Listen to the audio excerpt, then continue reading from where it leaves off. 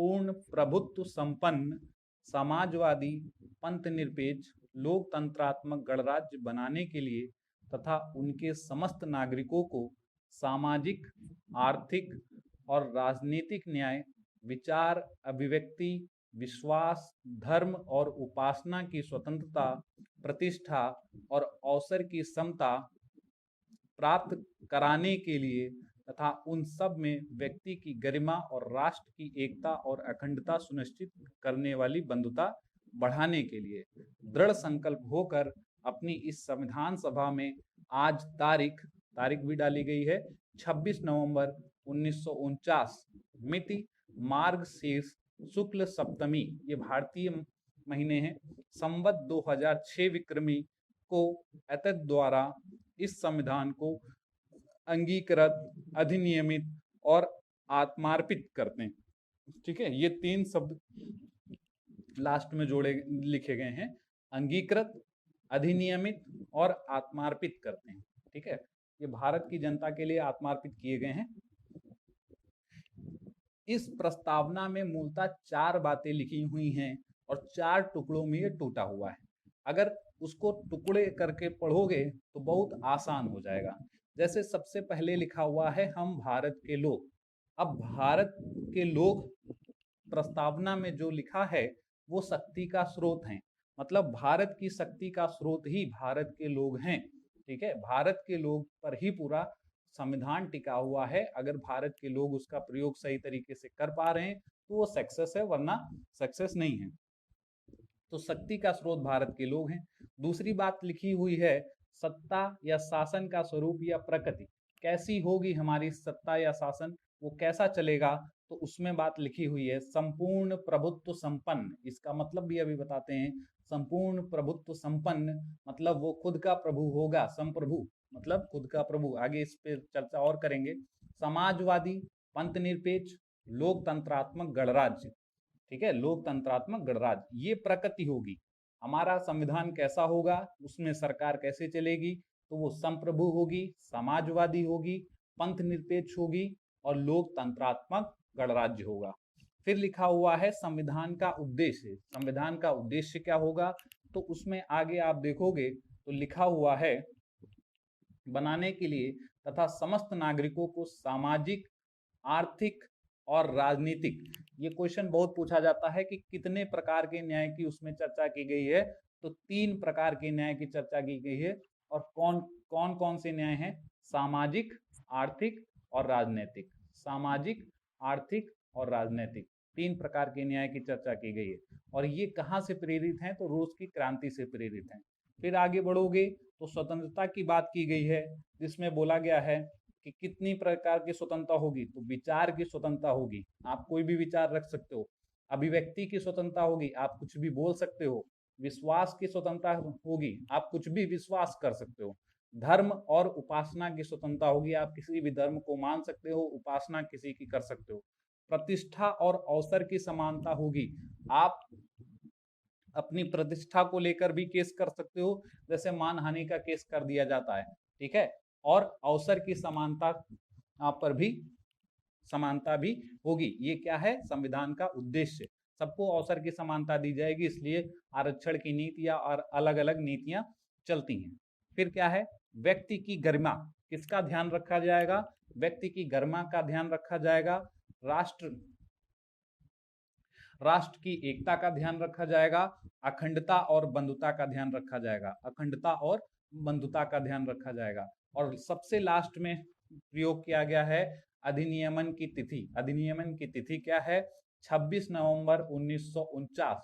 26 नवंबर 1949 मिति मार्गशीर्ष शुक्ल सप्तमी, याद कर लेना, पूछी जाती है डेट। मिति मार्गशीर्ष शुक्ल सप्तमी संवत 2006 विक्रमी, जो हमारा कैलेंडर चलता है नॉर्मल जो वो 1946 से है, और विक्रमी संवत वाला जो चलता है वो 57 साल आगे चलता है। 57 साल जब 1949 में जोड़ोगे तो ये निकल के आएगा 2006 विक्रमी, संवत 2006 विक्रमी। ठीक है, इसको ध्यान रखना।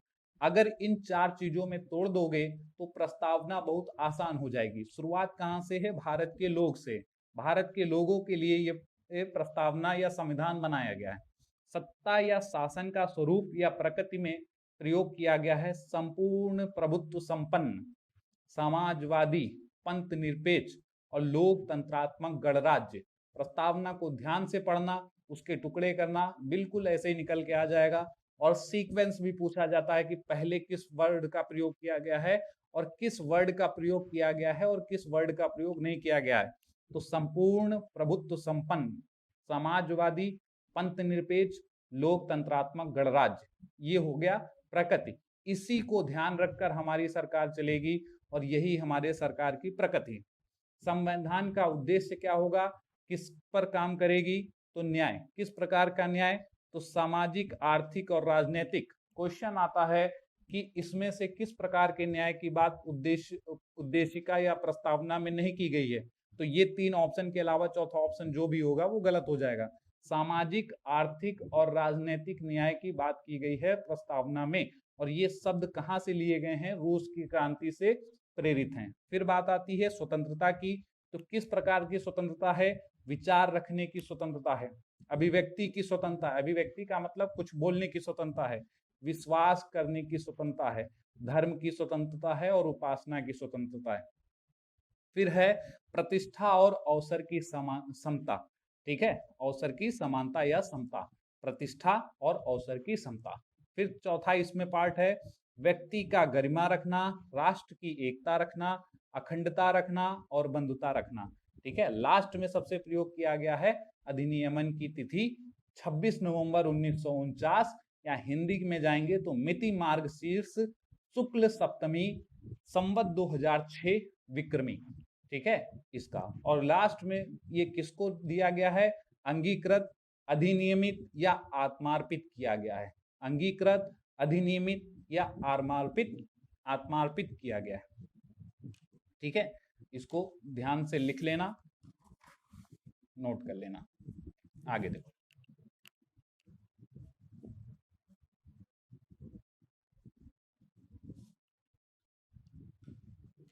अब कुछ शब्द हैं जैसे संप्रभु या प्रभुत्व संपन्न। ठीक है, संप्रभु या प्रभुत्व संपन्न शब्द का प्रयोग किया गया है, सॉवरेनिटी इसको बोलते हैं। ऐसा देश, संप्रभु का मतलब स्वयं का प्रभु, ऐसे याद रखो, स्वयं का प्रभु, संप्रभु मतलब स्वयं का प्रभु, मतलब ऐसा देश जो अपने निर्णय स्वयं ले, अर्थात किसी दूसरे देश के हस्तक्षेप के बिना आजादी से निर्णय ले सके।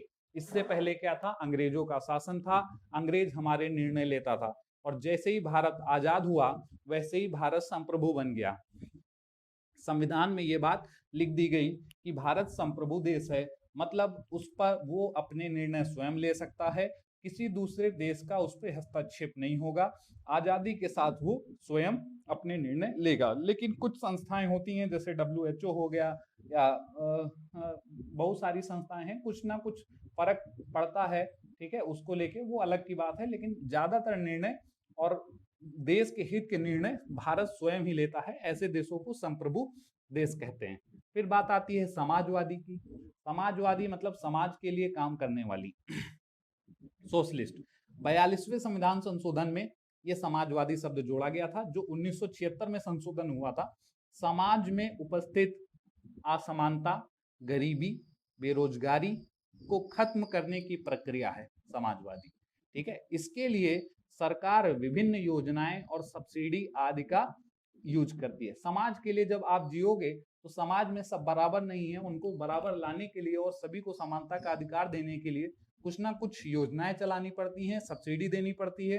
ठीक है, जैसे गैस में सब्सिडी मिलती थी, धीरे धीरे बंद कर दी गई, लेकिन समाज में बराबरी के लिए कुछ ना कुछ कार्य करने पड़ते हैं। सरकार को समाजवादी होने, सरकारी अस्पताल खोलना, सरकारी स्कूल खोलना, ये है समाजवादी लक्षण। ठीक है, मतलब जनता के लिए, समाज के लिए काम करना ही समाजवादी। पंथ निरपेक्ष की आप बात करें या धर्म निरपेक्ष या सेकुलरिज्म बोलते हैं इसको, मतलब भारत का कोई धर्म नहीं होगा। भारत का धर्म नहीं होगा का मतलब ये नहीं है कि भारतवासियों को किसी धर्म को मानने से रोका जाएगा। मतलब भारत किसी एक धर्म का पक्ष नहीं लेगा, भारत देश का कोई धर्म नहीं है, वहां के लोग स्वतंत्रता के साथ अपने धर्म को अपना सकते हैं और उसका कार्य कर सकते हैं जो भी वो करना चाहें। ठीक है, भारत का कोई धर्म नहीं होगा, पंथ निरपेक्ष का मतलब बस इतना सा ही है। लोकतंत्रात्मक डेमोक्रेसी, लोकतंत्रात्मक का मतलब ये है कि लोगों का तंत्र, लोगों की व्यवस्था व्यक्ति विशेष की शक्ति को कम करता है और नागरिकों की क्षमता को बढ़ाता है। ठीक है, जनता अपना शासक स्वयं चुनती है, ये है लोकतंत्र, ये है लोकतंत्र। मतलब जनता अपना शासक स्वयं चुनती है। प्रधानमंत्री या मुख्यमंत्री या कोई भी पद जो हमारे लिए काम कर रहा है, अगर हम उसे पसंद नहीं करेंगे तो अगले चुनाव में वो हार जाएगा या उसकी सरकार चली जाएगी। कुल मिला के जनता का शासन है, भले उसका चुना हुआ व्यक्ति वहां पे कार्य कर रहा है, लेकिन लोकतंत्रात्मक का मतलब है जहां की सरकार जनता द्वारा चुनी जाए, वो हो गया लोकतंत्रात्मक। फिर गणतंत्र या गणराज्य या रिपब्लिक, बहुत इंपॉर्टेंट शब्द है, कई बार पूछा जाता है। ऐसा देश जहां का राष्ट्रपति और प्रधानमंत्री, दोनों की बात है, जहां का राष्ट्रपति और प्रधानमंत्री प्रत्यक्ष या अप्रत्यक्ष रूप से, प्रत्यक्ष या अप्रत्यक्ष का मतलब अभी हम बताते हैं क्या है, प्रत्यक्ष और अप्रत्यक्ष रूप से चुनाव के माध्यम से चुना जाता है, वो होता है गणतंत्र देश। जैसे प्रत्यक्ष अप्रत्यक्ष का मतलब क्या है, प्रधानमंत्री संसद में एक सांसद के रूप में जाता है जिसको जनता ही वोट देके भेजती है। ठीक है, उसी सांसदों में से एक प्रधानमंत्री चुना जाता है, तो जनता ने उसे चुना है। उसके बाद राष्ट्रपति को जनता नहीं चुनती है, लेकिन जनता के द्वारा चुने गए व्यक्ति ही उसे चुन रहे हैं, ये हो गया अप्रत्यक्ष चुनाव। मतलब जनता ने नहीं चुना तो क्या हुआ, जनता के द्वारा चुने गए प्रतिनिधि तो चुन रहे हैं उसे, ये इसलिए इसको बोलते हैं अप्रत्यक्ष चुनाव। तो भारत एक गणतंत्र देश है जो 26 जनवरी को हम लोग गणतंत्र दिवस मनाते हैं। गणतंत्र का मतलब ये है, ये नहीं है कि उस दिन हमारा संविधान लागू हुआ। गणतंत्र का मतलब जहां का राष्ट्रपति और प्रधानमंत्री जनता के द्वारा प्रत्यक्ष या अप्रत्यक्ष रूप से चुना जाए। जैसे इंग्लैंड की बात करेंगे तो इंग्लैंड में अप्रत्यक्ष चुनाव के तहत राष्ट्रपति को नहीं चुना जाता है, वहां पर वंशानुगत शासन होता है, इसलिए उसको हम लोग गणतंत्र देश नहीं कहते हैं। ब्रिटेन गणतंत्र देश नहीं है क्योंकि वहां का राजा जो होता है वंशानुगत होता है, ना कि चुना जाता है चुनाव के द्वारा। ठीक है, उनके बेटे के बेटे वो राजा बनते रहते हैं। आगे देखो कि भारतीय संविधान में प्रस्तावना का विचार कहाँ से आया है, तो भारतीय संविधान में प्रस्तावना का विचार अमेरिका के संविधान से लिया गया है। ठीक है, प्रस्तावना का विचार अमेरिका के संविधान से लिया गया है, वहीं प्रस्तावना की भाषा को ऑस्ट्रेलिया के संविधान से लिया गया है। दोनों अलग अलग बातें हैं, अलग अलग ध्यान रखना और चेक करना। ठीक है, अमेरिका के संविधान में से लिया गया है क्या, प्रस्तावना का विचार, और भाषा कहाँ से ली गई है, ऑस्ट्रेलिया से ली गई है। ठीक है, दोनों अलग अलग चीजें हैं, ध्यान देना और सर्च करना। लेकिन अगर अमेरिका का संविधान पढ़ोगे तो जैसे भारत का प्रस्तावना की शुरुआत होती है we the people of India, उसी तरह अमेरिका के संविधान की भी शुरुआत होती है। तो कुछ लोग ये भी कह देते हैं कि भाषा अमेरिका के संविधान से ली गई है, लेकिन आप एनसीईआरटी का सही मानना, एनसीईआरटी को पढ़ना, उसमें क्या लिखा हुआ है, उसमें यही है कि भाषा को ऑस्ट्रेलिया के संविधान से लिया गया है और अमेरिका के संविधान से लिया गया है प्रस्तावना का विचार, इसको ध्यान रखना। और एक चीज कि 1976 42वां संविधान संशोधन में एक बार 1976 42वां संविधान संशोधन में केवल एक बार अब तक समाजवादी, धर्मनिरपेक्ष, अखंडता 3 शब्द जोड़ दिए गए हैं। जिसका भी माइक ऑन है बंद कर दो भैया। ठीक है, 3 शब्द जोड़े गए हैं, समाजवादी, धर्मनिरपेक्ष, अखंडता। ठीक है, अभी तक प्रस्तावना में केवल एक संशोधन हुआ है 1976 में, 42वां संविधान संशोधन, इंदिरा गांधी जी की सरकार थी, उन्होंने 3 शब्द जोड़े थे, समाजवादी, धर्मनिरपेक्ष और अखंडता। इन 3 शब्द के अलावा आज तक प्रस्तावना में कोई भी चीज नहीं जोड़ी गई है। ठीक है, और तीनों का मतलब हम बता चुके हैं। फिर देखो कुछ क्वेश्चन पूछे जाते हैं जिसको ध्यान देना क्या है। ठीक है, एक क्वेश्चन ये है, क्या प्रस्तावना संविधान का भाग है? ठीक है, बहुत इंपॉर्टेंट क्वेश्चन है।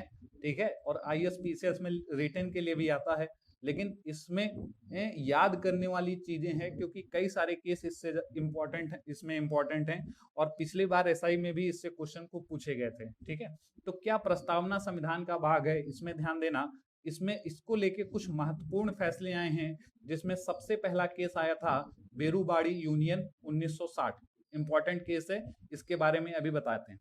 फिर दूसरा केस है सज्जन सिंह का केस है 1965 में, गोलकनाथ के केस में 1967, और केशवानंद भारती 1973 का केस है। ये सबसे इंपॉर्टेंट केस अब तक का यही रहा है। ठीक है, एस.आर. बोमई का 1994 का केस है, और LIC ऑफ इंडिया 1995 का एक केस है। तो जानते हैं बेरूबाड़ी यूनियन में क्या था। तो बेरूबाड़ी एक क्षेत्र था जो पूर्वी पाकिस्तान में पड़ता था। पूर्वी पाकिस्तान का मतलब है उस समय जो आज का बांग्लादेश है, उस समय वो पूर्वी पाकिस्तान था। ठीक है, 1960 की बात है। वहां पे कुछ हिस्सा विवादित था, जिसकी जनसंख्या, जिसके लोग ना तो भारत में गिने जा रहे थे और ना ही पाकिस्तान में गिने जा रहे थे। बीच बीच के कुछ क्षेत्र थे जो ना भारत के इलाके में पड़ रहे थे, ना तो पाकिस्तान के इलाके में पड़ रहे थे। दोनों लोग अपने अधिकार पे दिखाते थे और जनता वहां की परेशान थी। तो नेहरू जी ने एक फैसला लिया था कि कुछ भूमि हम पाकिस्तान को इसमें दे देंगे, जिसमें से भारत को भी कुछ भूमि लेनी थी पाकिस्तान से, और लेकिन पाकिस्तान को ज्यादा भूमि देनी थी। तो विपक्ष इसका विरोध तेजी से कर रहा था कि भारत अपनी जमीन को कैसे दे देगा। इसमें केस को पढ़ो। भारत और पूर्वी पाकिस्तान में बेरूबाड़ी स्थान था, जहां सीमा विवाद को हल करने के लिए नेहरू सरकार द्वारा पाक सरकार को समझौता करना था, जिसमें बेरूबाड़ी क्षेत्र पाक को देना था। विपक्ष ने इस पर विरोध किया। बात आई कि अनुच्छेद 143, आगे पढ़ोगे अनुच्छेद 143, अगर संविधान पढ़ा होगा तो जानते भी होगे कि 143 के तहत राष्ट्रपति सुप्रीम कोर्ट से सवाल पूछ सकता है या राय ले सकता है। अब सुप्रीम कोर्ट से राष्ट्रपति ने राय ली कि क्या संप्रभु देश की सरकार को समझौते के तहत देश का हिस्सा किसी को देने का अधिकार है कि नहीं। यदि है तो किस प्रक्रिया से, ये राष्ट्रपति के द्वारा क्वेश्चन किया गया सुप्रीम कोर्ट से।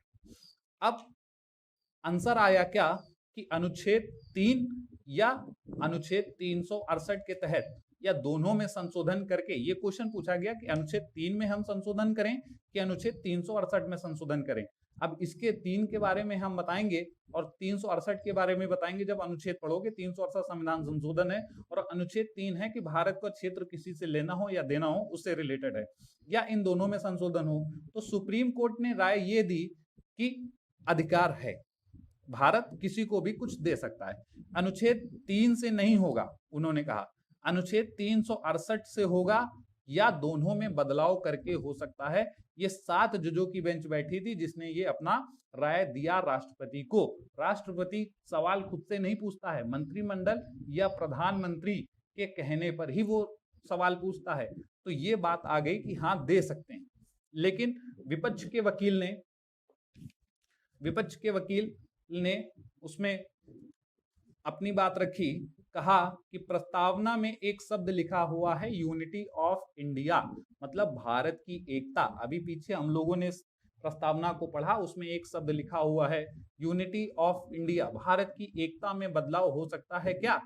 तो सरकारी वकील ने जवाब दिया कि भारत में एक और शब्द लिखा है संप्रभु या सॉवराइन, जिस शब्द का अर्थ होता है स्वयं का प्रभु। जब स्वयं का प्रभु भारत है तो वो चाहे किसी को दे चाहे ले ले। तो ये फैसला बात आने लगी।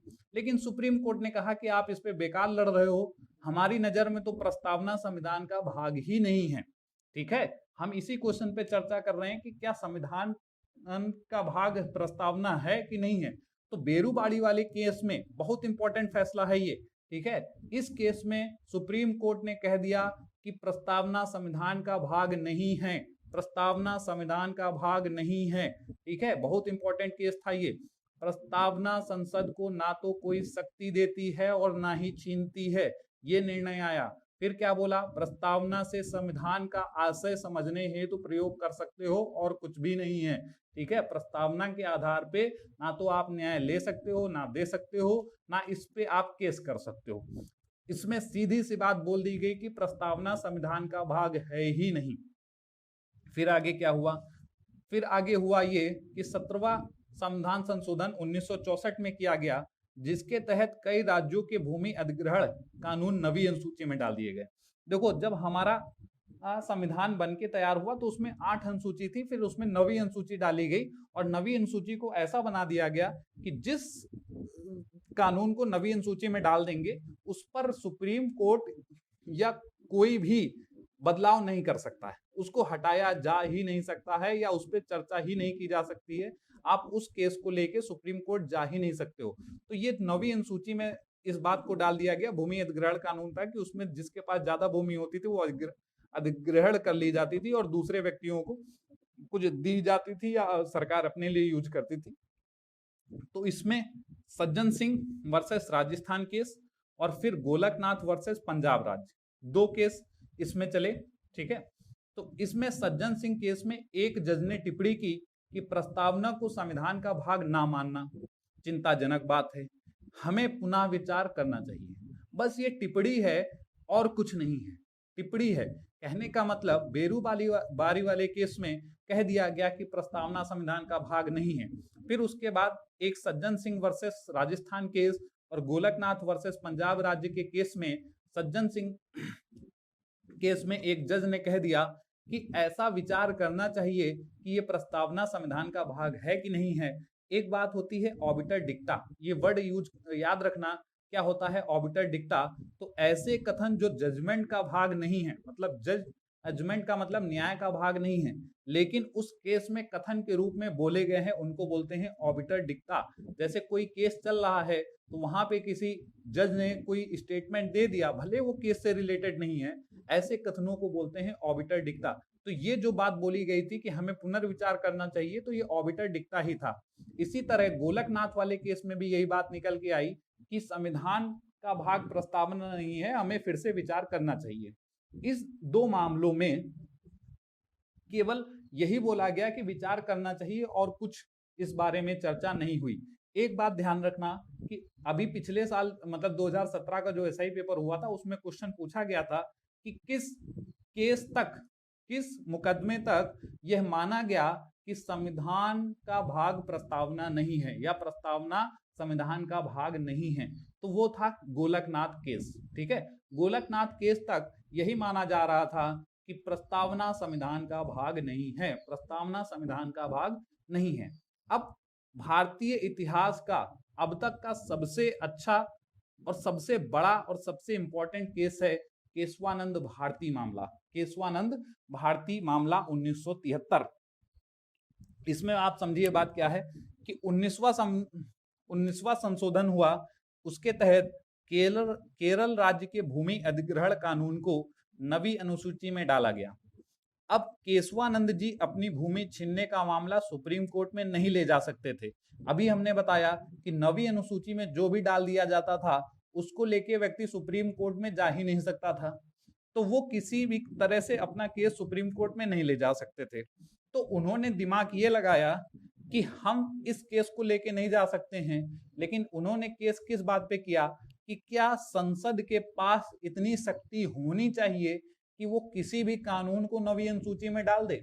आप सोचो कि अगर संसद के मन में कुछ भी विचार आया और नवी अनुसूची में वो डाल दे जिसको सुप्रीम कोर्ट भी टच नहीं कर सकता, तो क्या ऐसा होना चाहिए? यही सोच के इन्होंने केस कर दिया। तो सुप्रीम कोर्ट की शक्ति छीनने का अधिकार होना चाहिए, उन्होंने सुप्रीम कोर्ट की शक्ति छीनने का अधिकार होना चाहिए ये बोला। ठीक है, ये केस किया। और क्या संविधान के किसी भी भाग में संशोधन किया जा सकता है? ये केस था केशवानंद भारती जी का केस, जो अपना केस हार गए थे, लेकिन जजमेंट इसका बहुत इंपॉर्टेंट था। इसी केस में बात आई कि प्रस्तावना संविधान का सबसे महत्वपूर्ण भाग है, क्या प्रस्तावना में भी सरकार संशोधन कर सकती है? इतना बड़ा ये केस था, इस बात को लेके चल रहा था कि प्रस्तावना संविधान का सबसे महत्वपूर्ण भाग है, क्या प्रस्तावना में भी संशोधन कर सकती है। तो इसमें जो जजमेंट आया वो ये आया कि प्रस्तावना संविधान का भाग है। जो अभी तक बोला जा रहा था कि प्रस्तावना संविधान का भाग नहीं है, नहीं है, नहीं है, यहां पर बोल दिया गया कि प्रस्तावना संविधान का भाग है। मतलब बेरूबारी वाले केस का फैसला पलट दिया गया। लेकिन प्रस्तावना कोई शक्ति या ना तो छीनती है और ना ही देती है। प्रस्तावना ना तो कोई शक्ति देती है और ना ही शक्ति छीनती है। संविधान की व्याख्या के लिए इसका प्रयोग किया जाएगा। इतना जजमेंट ये आ गया, मतलब प्रस्तावना को संविधान का भाग मान लिया गया। आगे बढ़ते हैं। एसआर बोमई का केस 1994 में आया। 1900 अनुच्छेद 356 जो राष्ट्रपति शासन लगाने का अनुमति देता है। अब इसमें हुआ ये था कि एसआर बोमई थे कर्नाटक के मुख्यमंत्री। एसआर बोमई कर्नाटक के मुख्यमंत्री थे। उनकी सरकार हटा करके राष्ट्रपति शासन लगा दिया गया। इसी समय उत्तर पूर्व के 2 राज्यों की सरकारें भी गिरा दी गई थी और 6 दिसंबर 1992 को अयोध्या घटना, अगर आपको याद हो, बाबरी मस्जिद वाला केस जो आज भी हल पूर्ण रूप से हो गया है, लेकिन उसमें लाल कृष्ण आडवाणी वगैरह पेशी के लिए जाया करते हैं। तो उस समय 6 दिसंबर 1992 अयोध्या घटना के आधार को बना के भाजपा शासित 4 राज्यों में राष्ट्रपति शासन लगा दिया गया था।